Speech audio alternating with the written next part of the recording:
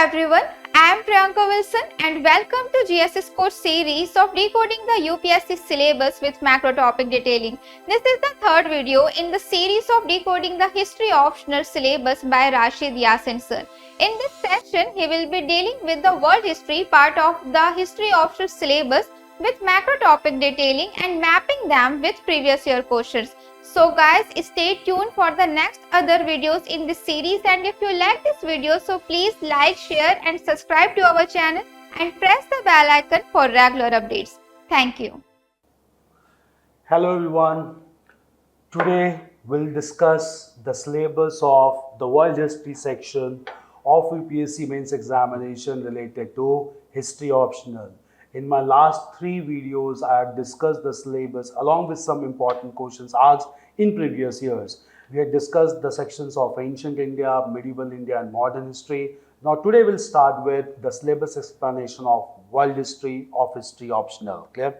The first topic that is mentioned under world history is enlightenment and modern ideas, whereby we have to study about some philosophers and their ideas, that is Kant, Rousseau, and more importantly, rise of socialist ideas, especially Karl Marx. These philosophers, they emphasized on humanism, they emphasized on scientific thinking, they emphasized on rationality that marked the beginning of enlightenment in Europe. For example, Rousseau was a great philosopher who highlighted the theory of social contract, whereby in order to criticize autocratic monarchy in Europe, especially in France, Rousseau gave the theory of social contract, whereby the establishment of a state was a kind of contract between the people and the ruler. That is, without the consent or general will of the common people, the ruler could not rule. This resulted in a huge amount of confidence among people, and such ideas even resulted into French Revolution by the end of 18th century. Apart from Kant and Rousseau, socialist ideas also began to be highlighted all across Europe. These socialist ideas were basically to ensure proper and equitable distribution of economic resources in order to promote equality. And among those socialist thinkers, the most prominent in the 19th century was Karl Marx. Karl Marx was a philosopher who wrote an important work in 1848 titled as the Communist Manifesto. And in this work, Communist Manifesto, Karl Marx gave the theory of scientific socialism. He highlighted the concept of class struggle, whereby two classes of haves and have-nots will conflict or come into conflict with each other, that ultimately will lead to revolution and thereafter proper distribution of resources. All these concepts gave huge amount of confidence to the people, common masses, and created an atmosphere of enlightenment, rational thinking, as well as scientific socialism in major parts of Europe. So these are some major philosophers to be read under the first topic of the world history. Now we'll look into some major questions which has been asked from this topic. The first major question, the major question that was asked of late in 2018 was, with the writings of Karl Marx, socialism assumed the form of scientific socialism critically examined. The word is critically. You have to highlight with certain limitation. See, before Karl Marx also, there were socialist philosophers who gave the concept of proper distribution of resources, but not through class struggle, not through a revolution. Those philosophers are known as utopian socialists. They gave the concept of ideal socialism, but that could not assume scientific character. But Karl Marx, when he wrote the work, the Communist Manifesto, he highlighted the scientific concept of the bourgeoisie class, the proletariat or the working class. He gave the concept of class struggle. He also gave the concept of surplus value, whereby workers were given only wages. The surplus amount went into the pockets of the capitalist class, and that resulted into inequitable distribution of resources. So just because of such rational ideas, socialism acquired scientific character with Karl Marx. However, the ideas of Karl Marx could not attain popularity till he was alive. Even after his death in 1883, these ideas could not be popular. Such ideas were promoted by Engel, a supporter and protagonist of Karl Marx ideas in the beginning of 20th century, and that became a major factor for even Russian Revolution. So critical examine means that even though ideas were scientific in nature, but at the same time could not attain popularity among the masses till the end of the 19th century. This is the first topic and a related question related to the first topic. Coming to the second topic of world history syllabus, the second topic is origin of modern politics. And in this origin of modern politics, which is relatively a longer topic, we have to study about the European state system, that is formation of new states in Europe, American Revolution, French Revolution, American Civil War, and British democratic politics. See, in European system means that larger states began to be established in Europe, and it began to be ruled by autocratic monarchy. But at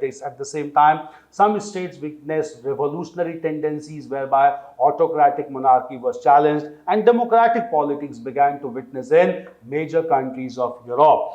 Under this topic, a very important subtopic is American Revolution and Constitution. I'll let you know clear that America, which is located which was located far away from Europe, began to be colonized by British. Large number of British traders, planters went to America and they colonized the large parts of North America. They established 13 colonies in North America known as British colonies. But in course of time, the people of those colonies only began to revolt against British policies that resulted into American Revolution by the end of 18th century. And when this revolution became successful and 13 colonies became independent, the leaders and philosophers of these colonies, they decided to draft their own constitution.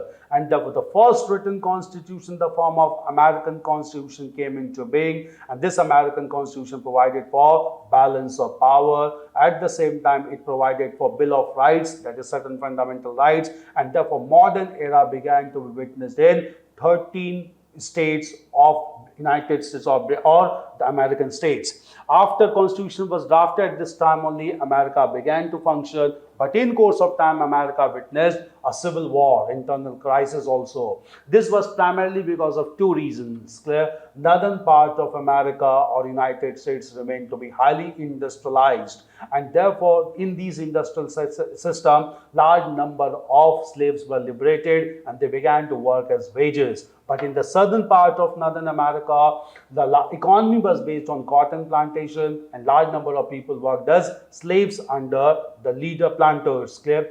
Therefore, economic growth and development was highly diverse in northern states and southern states. And issue started or crisis began to take place with respect to slavery. As northern states had early abolished slavery, people demanded abolition of slavery in southern states as well. On the issue of slavery, the conflict began between northern states and southern states from the year 1861, which is termed as American Civil War. This war continued till 1865, whereby the southern states were defeated and finally slavery was abolished, in which a leading role was played by Abraham Lincoln, who abolished slavery through Emancipation Charter in the year 1863. So American Revolution, Constitution and American Civil War, these are very important topics of world history. Coming to another revolution that took place this time in Europe, and this was in form of the French Revolution in 1789 that continued almost for a decade till 1799.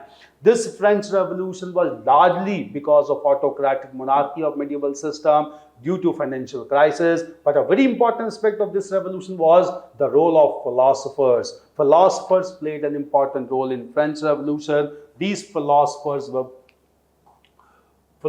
played an important role in this revolution. Clear? I'll let you know.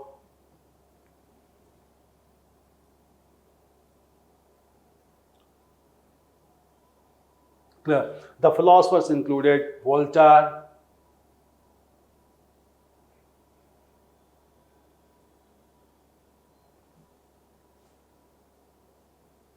The philosophers included Voltaire, Rousseau, and Montesquieu. Clear? All these philosophers inspired the people to go against autocratic monarch or autocratic monarchy of France that resulted into American Revolution 1789. And after American Revolution, France came under the rule of Napoleon Bonaparte, who proved to be a very powerful ruler of 19th century Europe. Clear? At the same time, after American-French Revolution of 1789, Napoleon, who began to rule over France, decided to expand French territory, came into conflict with major powers including Austria and even Russia. Ultimately, Napoleon was defeated in the battlefield of Waterloo. That marked the end of Napoleon era, and France or Europe began to witness the rise of another person known as Metternich of Austria. Meanwhile, in Europe, Britain witnessed certain progressive developments whereby parliamentary reformers emerged who began to identify the principle of free trade, utilitarian ideas, and therefore, according to free trade, monopoly of certain companies were to be abolished and trade was to be open to everyone. This even resulted into working class movement who provided a charter to British Parliament. This resulted into a movement known as the Chartist movement. All these were very progressive developments witnessed in Europe, and it was in the form of a new state system. Now we'll look into the questions that has been asked from this topic. The writings of the philosophers had a tremendous influence on the minds of the people and created a revolutionary awakening in their minds and formed the intellectual creed of the French Revolution, as we had discussed, and it has been asked twice, 1983 and 2005. This type of question has been asked in the form several times in UPSC examination because the role of philosophers are considered to be very important. The philosophers include Voltaire, Rousseau, Montesquieu, as we had discussed earlier. Rousseau gave the idea of social contract. Montesquieu gave the idea of separation of powers. All this resulted into huge confidence among masses to challenge the all centralized authority of autocratic monarch. Next is examine the issues involved in the American Civil War. Was it a contest between two separate nations? Issues were economic growth and development, as we had discussed. Northern part was industrialized, where slavery was abolished. Southern states was marked by agriculture and plantations where slavery persisted. And on the issue of economic differentiation, slavery, it resulted into civil war. So issues were economic diversity and issue of slavery. Was it a contest between two separate nations? No, it was not a basically contest between two separate nations. Rather, it was a contest due to certain issues. Because ultimately, after the end of Civil War, the two parts of America remained united, and that resulted into United States of America in course of time. Okay, this is the second topic. Now we'll move on to the third major topic of world history, that is industrialization. The first major is English Industrial Revolution. The first major industrial revolution took place in England due to the support of the capitalist class and due to a set of scientific inventions and discoveries, like cotton gin, as well as scientific inventions like steam engine. All these promoted scientific growth and development, and huge amount of production activity started under the factory system. English Industrial Revolution set the precedent, and which was followed in other countries of the world. Other countries that witnessed industrialization was USA, whereby huge amount of coal reserve was there, and USA also witnessed set of scientific invention discoveries like electricity, at the same time telephone, that promoted coordination. German industrialization was promoted on the basis of coal and other reserves, and German industrialization was also marked by militarization that helped Germany to become an emerging power in course of time. Russia also witnessed rapid industrialization after Russian Revolution, and this industrialization largely catered to the requirements of different sections of society, not only confinement of resources among certain sections. Japan witnessed industrialization in Asia, and Japanese industrialization was not based on resources but on human capability, as human beings proved to be highly innovative and hardworking, that resulted into industrialization in Japan. Japanese industrialization was also marked by militarization program, whereby Japan emerged to be a huge military power till the end of Second World War. All these resulted into several causes. Impact causes were capitalist idea, causes were site of scientific inventions and discoveries, causes were even colonies which were acquired by European powers. Impact on society. The major impact was population began to multiply due to industrial growth and development, but at the same time, The capitalist class and working class emerged to be two distinct classes. The condition of workers remained to be pathetic as workers remained under unhygienic conditions or in slums in urban clusters at this time. Industrialization, globalization. In course of time, industrialization even promoted integration of different economies, and this integration of economies resulted into globalization of world economy, whereby industrialization played an important role. This is next topic of world history. Now we'll look into question which has been asked from this topic in previous year. The Industrial Revolution put mobility in place of stability. Asked twice, 1990 and 2018. Now, Industrial Revolution put mobility in place of stability. The reason being that rapid industrial production began to take place. People began to leave their places in rural areas and move to urban areas. At the same time, mobility was also witnessed with respect to acquiring of colonies by European powers like Germany, France and Britain at this time in Asia and Africa. Mobility was with respect to production of arms and weapons also, whereby military movements began to take place rapidly. So it is said that Industrial Revolution put mobility in the place of stability. Even the cultural system got rapidly changed, whereby huge amount of migration and movement from old cultural system to new cultural system began to take place. That is why it is rightly said, it put mobility in place of stability. This was the third topic. Coming to the next topic of world history, that is nation-state system. By the beginning of 19th century, nationalism began to arise in European countries. The two major developments were unification of Italy in Europe, unification of Germany, and at the same time began to witness disintegration of empires also, the most important being the Ottoman Empire that began to decline and disintegrate by this time. Now, first of all, we'll discuss about unification of Italy. Till the end of the 18th century, Italy remained to be a mere geographical expression without any sense of political unification. But the first major role to unify Italy was played by Cavour. Cavour played a very important role to unify Italy against Austrian domination. Clear? At the same time, Germany also remained to be a divided country, and Germany began to be unified under the able leadership of an important leader, Otto Bismarck. And through a prolonged struggle, both Italy and Germany got unified against Austrian domination in course of time. Question that is asked from this topic is related to both Italy and German unification, but the questions are asked related to compare and contrast the process and leadership skill of Italian and German unification. So two topics are combined together, questions are formulated. So you need to understand the unification process of Italy and Germany, and then you can compare and contrast the differences and as well as identify the similarities. Clear? Apart from unification of Italy and Germany, disintegration of empire also took place, the most important being the Ottoman Empire or the Islamic Empire that began to decline and disintegrate, and that finally came to an end after the First World War in 1919. All these major developments in the form of rise of nation state. Now we'll look into certain questions. Napoleon kindled the national sentiment, but German unity was achieved by Bismarck. Why Napoleon? Because when Napoleon became ruler of France, Napoleon wanted to establish control over German states, which was under the control of Austria.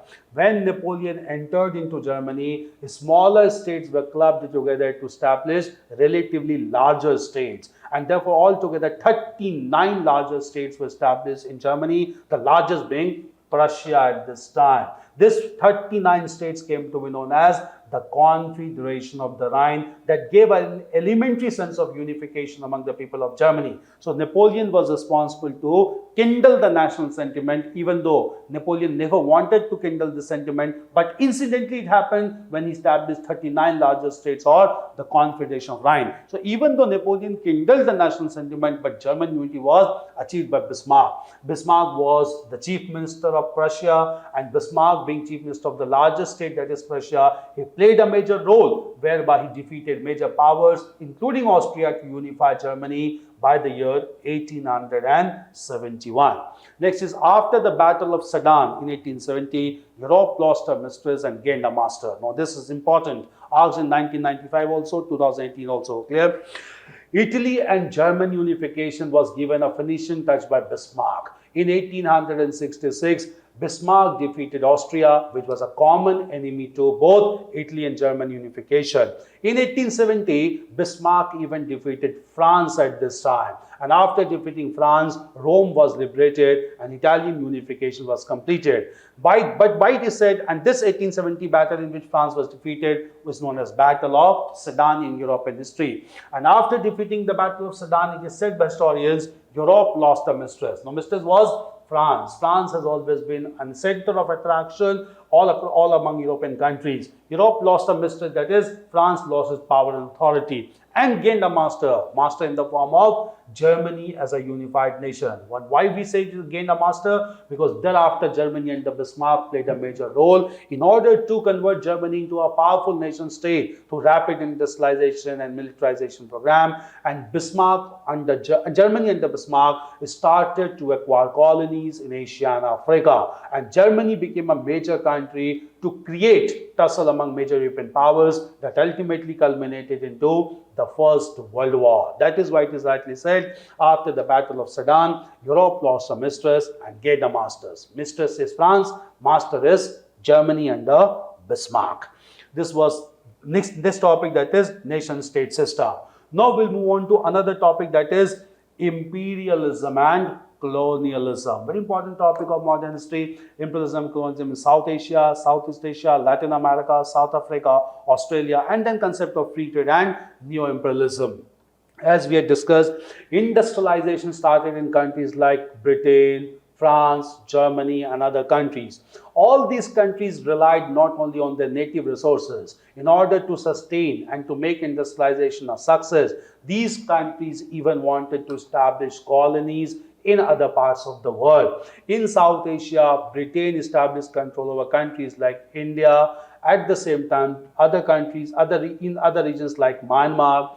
Moreover, important countries or other powers were established. France also tried to establish control over South Asia. In Southeast Asia, Dutch established control over islands of Java and Sumatra. Latin America, that is the region where basically central and southern part of America, European powers, especially Brazil, especially Portuguese, established their control. Then Australia began to be ruled by European power. So imperialism and colonialism began to witness in these regions of the world. And apart from this, apart from establishing the monopoly, even concept of free trade began to be highlighted, whereby the British and other traders wanted a free hand to trade in these colonies to acquire maximum profit. At the same time, after this imperialism, concept of neo-imperialism also came, when European powers began to acquire colonies not only for resources but even for national pride, even for national glorification. This was largely done by Germany, and when this concept of neo-imperialism started to arrive,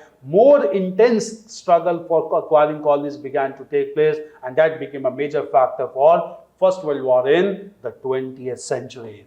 This is imperialism and colonialism. The question asked from this topic, what do you understand by imperialism?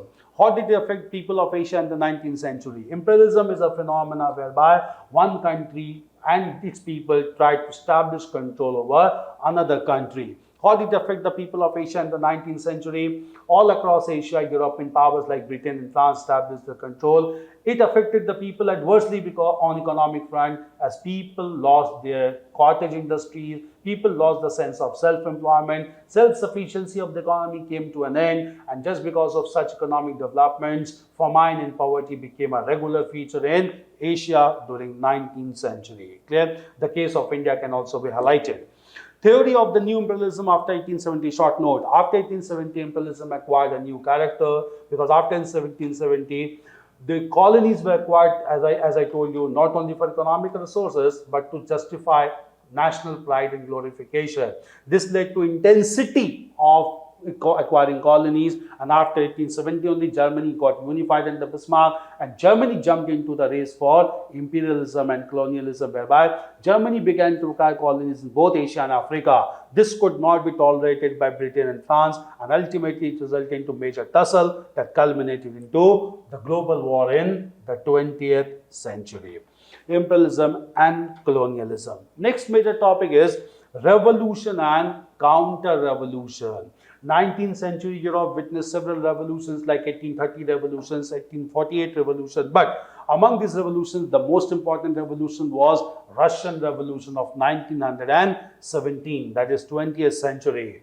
Russian Revolution took place based on concept of promoting equality in society.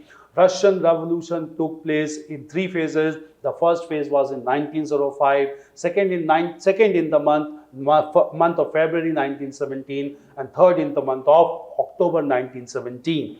These are known as February Revolution, October Revolution in world history.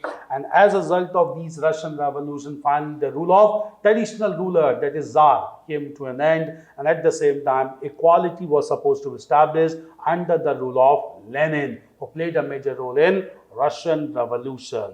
At the same time, fascist counter-revolution also took place in the countries like Italy and Germany. Clear?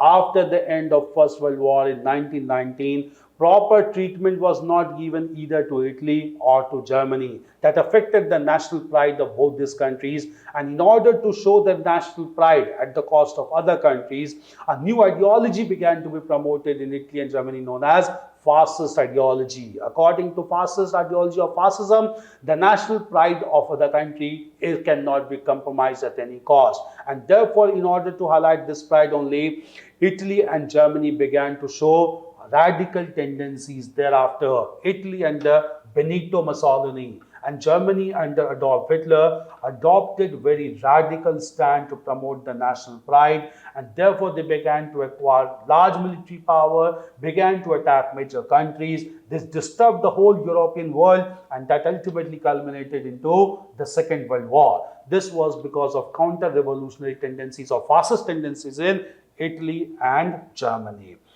Chinese Revolution also is an important topic. The Chinese Revolution took place by the middle of the 20th century. Chinese Revolution is considered to be very important, the reason being that China under the rule of Mao Zedong proved to be a very important country, and under the leadership of Mao Zedong, who took the charge from Sun Yat-sen, Mao Zedong and Chinese forces defeated US interference after Second World War, and Chinese or Communist Revolution became successful in 1949. Even till this day, Chinese victory against United States in Chinese Revolution is considered to be the biggest defeat of United States in global politics. With Chinese Revolution, China emerged to be a very powerful country in global politics.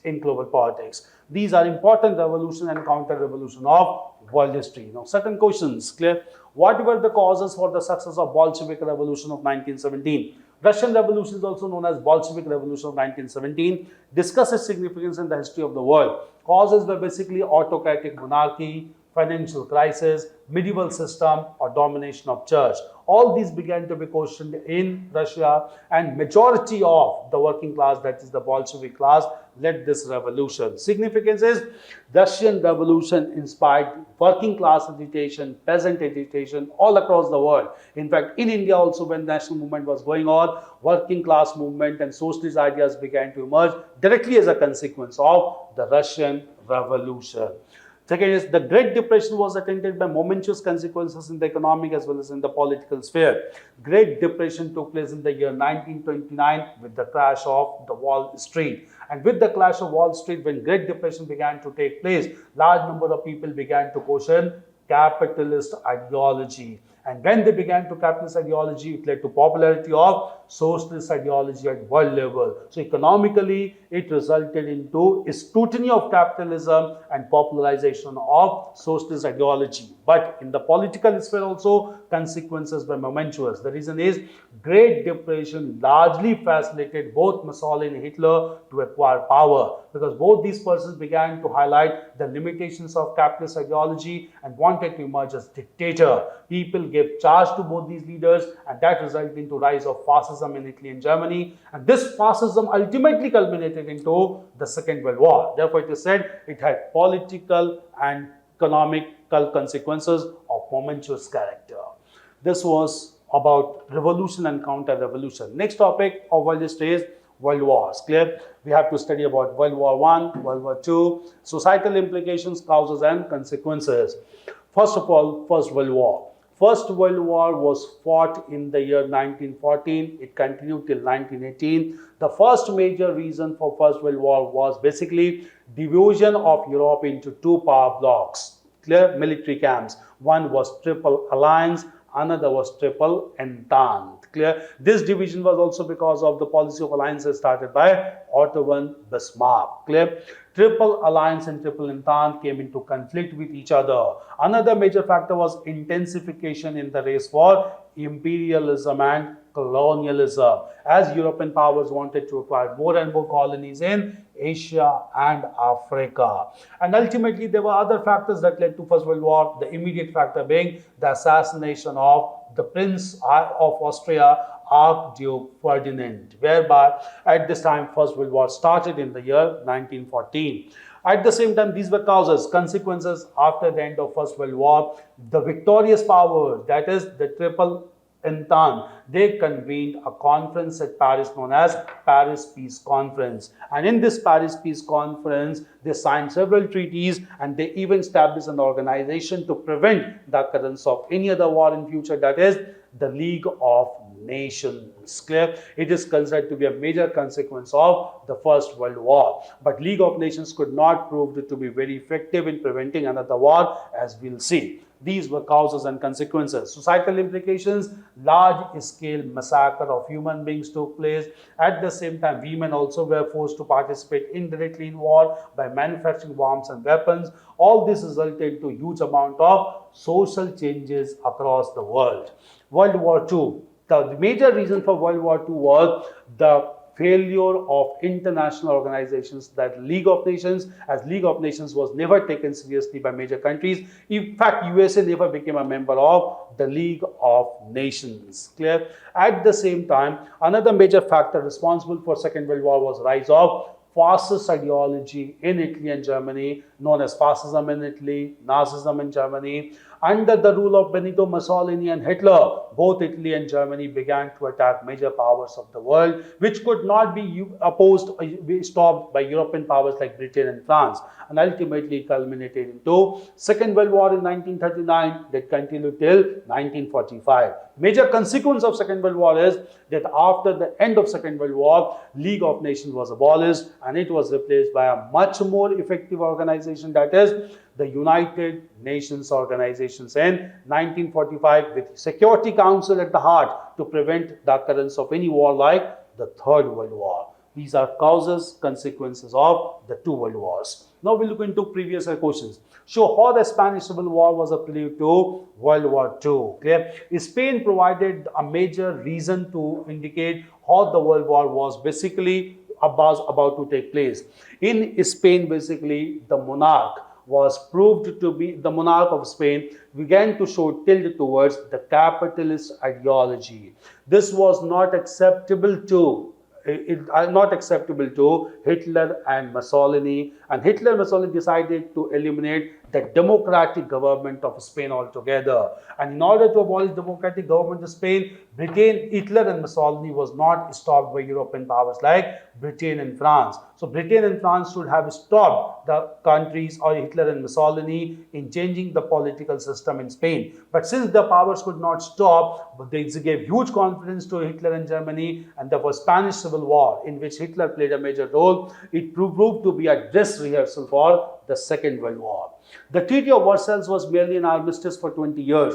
This treaty was signed in the Paris Peace Conference, whereby huge sanctions were imposed upon Germany. Germany was bereft of military power. Huge financial sanctions were imposed upon Germany. Large areas were taken away. Alsace-Lorraine was taken away from Germany. Saar Valley was taken on lease. So Germany was crippled in all possible ways. That is why it gave huge amount of grievances among the people of Germany, and these grievances were capitalized by Adolf Hitler, and therefore Hitler decided to tear apart the Treaty of Versailles and to make Germany a powerful nation state. This therefore is considered to be that it was an armistice or ceasefire of 20 years because it could not ensure durable peace in the world. So just because of Treaty of Versailles only, Germany became radical, proved it to be a major country to ensure Second World War in 1939.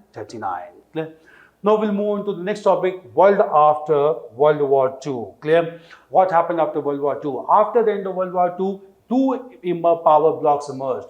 After the end of World War, the two power blocks emerged on ideologies, that is the capitalist power bloc and the communist power bloc. Capitalist power bloc was headed by United States and communist power bloc was headed by USSR or Soviet Union at this time. Clear? And just because two power blocks emerged, the world had emerged from Second World War, sense of insecurity prevailed. Other countries also began to align either with the capitalist bloc or the communist bloc, that led to again race for armament.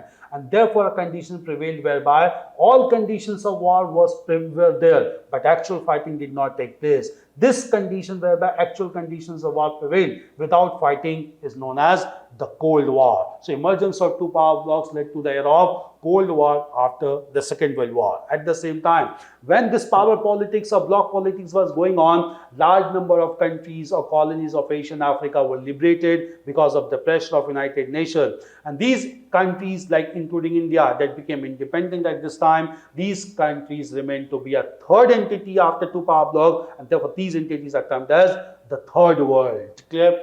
At the same time, the major countries of the Third World who emerged to be independent after long years of imperial rule, they decided not to participate in bloc politics, that is, not to side either with capitalist or the communist bloc. They decided to follow the socio-economic growth and development on the basis of their resources, and therefore they had advocated the policy of non-alignment, in which a major role was played by Indian Prime Minister Jawaharlal Nehru, Sukarno of Indonesia, President Tito of Yugoslavia, Abdul Nasser of Egypt. This gave the concept of non-alignment in the backdrop of the Cold War.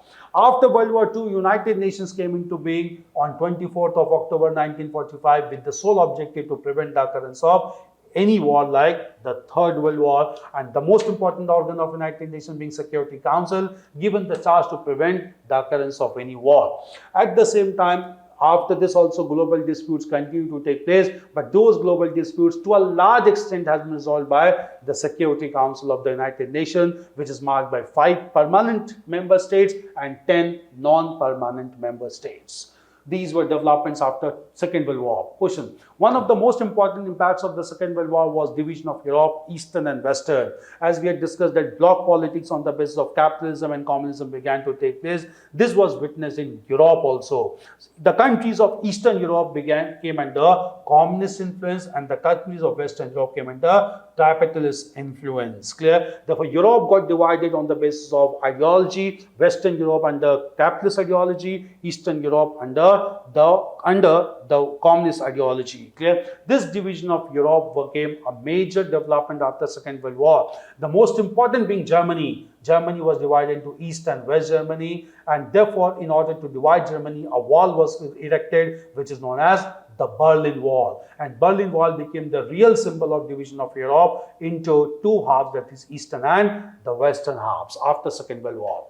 Next is explain the circumstances leading to the emergence of the Third World and analyze its impact on world affairs. Circumstances were that after the end of Second World War, all major colonial powers, that is Britain, France and Dutch, decided to release the countries of colonial control, and that resulted into newly independent countries of Asia and Africa and even Latin America. These countries came together to be described as the Third World, because First and Second World were relatively developed countries. Clear? And the Third World countries, when they came into being, they decided to remain non-aligned in the era of Cold War, and that resulted in diffusing of tensions in world affairs, for which major credit is given to leaders like Jawaharlal Nehru, President Tito of Yugoslavia, Sukarno of Indonesia, and Abdul Nasser of Egypt. Clear?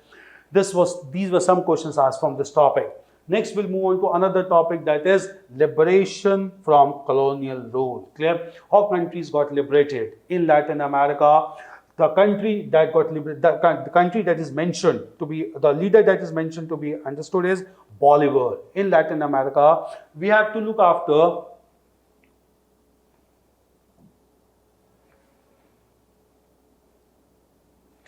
in Latin America, we have to study about a leader that is Bolivar. Bolivar played an important role in Latin America to be liberated from other countries, especially Portuguese. Clear? In the Arab world, we have to study about the liberation of Egypt. Egypt was an important country to be liberated at this time, and Egypt was an African country to be liberated from European powers.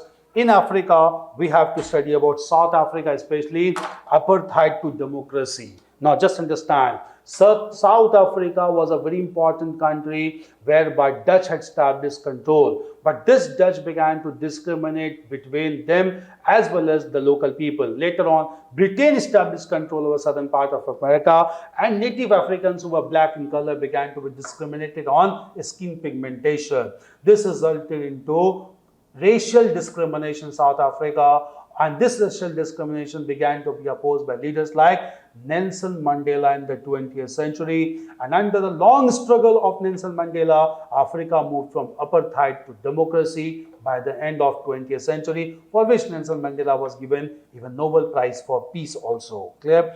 At the same time, Africa, after Africa, we have to study about Southeast Asia, that is Vietnam. And in Southeast Asia, you have to study about the liberation of Vietnam under the leadership of Ho Chi Minh. Ho Chi Minh was a very prominent leader who liberated Vietnam from European control. So, liberation from colonial rule. We have to study about this liberation from colonial rule under the world history syllabus. Now, we'll understand what major questions has been asked from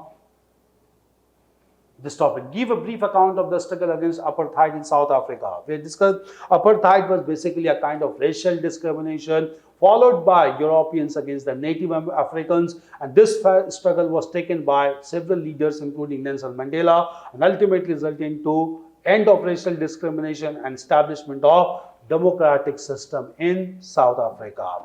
Next major topic of world history is decolonization and the development, that is Latin America and Africa. What were the major factors that constrained development in Latin America and Africa? Major factors were almost similar in both the regions. Clear. First is rise of dictators. Autocratic monarchs began to rule over these regions, and these autocratic monarchs, they were promoted proper development in these regions. Lack of resources also, especially in Africa, that constrained development. Moreover, certain diseases began to emerge in Africa like AIDS, which prevented development in African countries. All these factors constrained the development of Latin America and Africa for a longer period of time, and that is why these countries even now remain to be relatively backward as compared to other countries of the world. Question asked from this topic: discuss the factors constraining development of Africa after decolonization. We have discussed the factors like rise of dictators in Africa, at the same time Morocco and all being ruled by Gaddafi and all, who prevented development in these regions, Africa, then emergence of certain diseases, even not only AIDS but other diseases as well, lack of resources, lack of willpower. All these factors constrained the development of Africa after decolonization.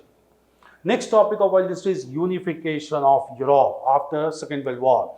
Unification of Europe was largely promoted by an important military organization known as NATO. Even though NATO was established in 1948 as a Cold War manifestation, because military collaboration was to be promoted among Western European countries through the Treaty of Brussels. Clear? NATO became a symbol of European unification because all European countries decided to contribute military forces to defend themselves against communist countries headed by Soviet Union. But even after the end of Cold War in 1991, NATO still continues to exist till contemporary times. At the same time, European unification was also promoted through common community, European community, whereby they decided to cooperate in the field of economic resources as well. This economic community or European community that came into being ultimately got transformed into a compact union known as European Union. European Union comprising of all major countries of Europe, and European Union decided to function as a single economic unit, whereby they decided to have their own parliament, own constitution, and even a single currency, that is Euro. All these are contemporary developments in Europe, promoting a sense of unity among major countries of European continent. Clear? Question that has been asked from this topic: The collapse of Berlin Wall in 1989 brought new ideas of cooperation in Europe. As we had discussed, that Berlin Wall was erected after Second World War, whereby East and West Germany was bifurcated as a symbol of Cold War politics. East Germany came under communist influence, West Germany came under the influence of capitalist ideology. But after, when Cold War began to decline, Cold War was about to come to an end. With decline of Soviet Union and Soviet communism, Berlin Wall was demolished in the year 1989, whereby East and West Germany came together. And when East and West Germany came together, Germany became a unified nation. And this unification of Germany promoted cooperation into Eastern and Western Europe. And European continent also came together after the end of Cold War, that promoted a sense of unification. So collapse of Berlin Wall in 1990 brought new ideas of cooperation in Europe, because it was not among the people of Germany, but among all the major countries of Europe, previously divided into Eastern and Western European countries. Last major topic of world history is disintegration of Soviet Union and rise of unipolar world. Soviet Union collapsed, and Soviet Union communism also came to an end by the end of 20th century. It was largely because of the policies of Soviet president, that is Mikhail Gorbachev. Clear? Mikhail Gorbachev was Soviet president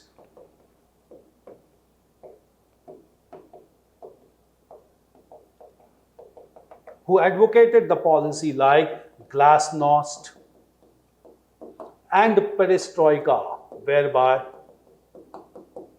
glasnost and perestroika, where radical economic changes were introduced. Soviet economy was open to other players, and structural changes were introduced in Soviet economy. But all these changes were introduced in one single go, that resulted into rapid changes, and those rapid changes could not be controlled even by Mikhail Gorbachev as well. And therefore, from 1985 onwards, Soviet Union and communism began to decline as well as disintegrate. And within a matter of only 6 years only, by the year 1991, Soviet Union completely collapsed. Large number of countries got liberated, and therefore major countries became independent by 1991. That even marked the end of Cold War as well. Apart from this, political changes began to take place in Eastern Europe, especially countries like Poland, where these countries began to witness democratic system, and in course of time began to show unity towards Western European countries, that resulted into unification of Europe. All this resulted into end of Cold War. Why? One bloc headed by Soviet Union, marked by communist ideology, came to an end. Since one bloc itself came to an end, bloc politics came to an end, and with end of bloc politics, even Cold War came to an end. And when Cold War came to an end, at the same time bloc politics came to an end, one country began to emerge as the lone superpower in the world, that is United States. Since Soviet Union was not there, at the same time bipolar world order got converted into unipolar world order, with ascendancy of United States as a major country in the world. Now we'll look into questions that has been asked from this topic in the mains examination. Discuss the main factors leading to the collapse of Soviet Union. We will discuss the major factors. The major factors were basically the policies of Mikhail Gorbachev, that is glasnost and perestroika. Also, because political changes could not be stopped by Mikhail Gorbachev, things slipped out from his hand, and therefore it resulted into decline of Soviet Union by the year 1991. Next question asked in 2016, what factors contributed to the emergence of unipolar world? The factors that contributed to the emergence of unipolar world was decline of Soviet Union. At the same time, Soviet communism came to an end. Therefore, bloc politics came to an end, and bloc politics led to the end of Cold War. So no major country was left to challenge the power and authority of United States, and therefore after 1991, with the end of Cold War, United States emerged to be the leader of the world, and world got converted from bipolar world order to unipolar world, dominated and headed by United States. These are some of the questions asked from this topic. So these are the topics mentioned under the world history syllabus of mains examination. World history syllabus is relatively short as compared to other topics, other sections like ancient, medieval, and modern, which we had already explained in our previous videos. Clear? This was about world history, all the topics and subtopics. We'll be elaborating all these topics in the classroom with elaborate notes and examples as well. Clear? We'll discuss previous question papers also, and we'll, through practice driven approach, will make the candidates write answers also on important questions and topics of syllabus. Clear? This was about world history. Clear? Hope to see you soon in the classroom of history optional. Thank you and take care of yourself.